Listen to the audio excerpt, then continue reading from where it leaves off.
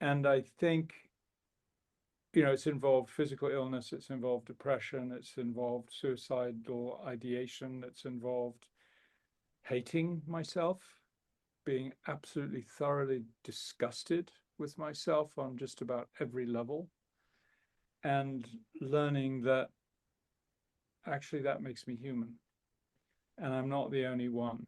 And I think we've all got that ability inside, and that we've all had times in our life that shame has overwhelmed us, and that makes me really care for the human condition. It really makes me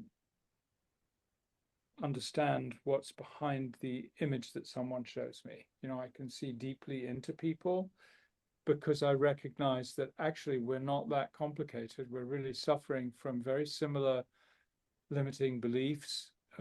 We listen to too many stories that we tell ourselves, and the symptoms of chaos that exist in the world, from all the way from my life to the geopolitical stage, are all symptoms that point to similar causes underneath. And it's about love, it's about belonging, it's about self-esteem, it's about compassion, it's about forgiveness, all of those opportunities that we usually put off until it's too late.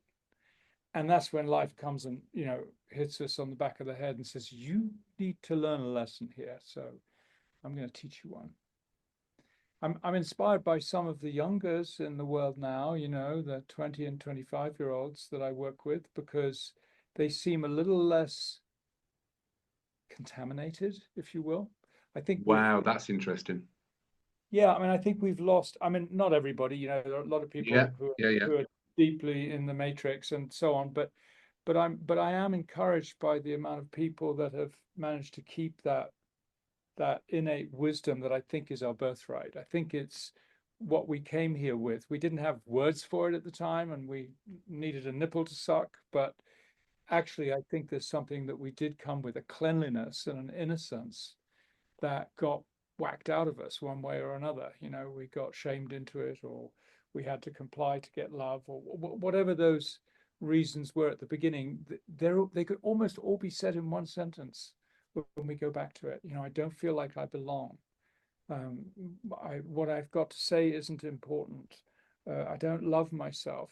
And actually underneath that, I know that every single human being wants to love abundantly and be loved ridiculously. Even the murderer does.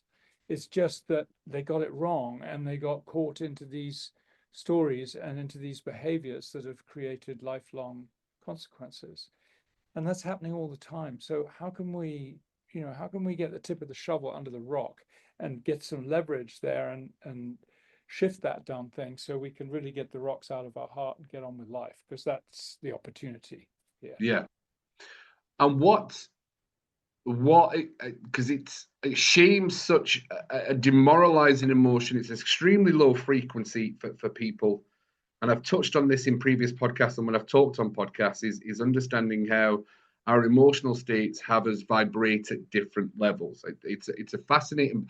Yeah. I learned it from a book. It's not something that I woke up and knew.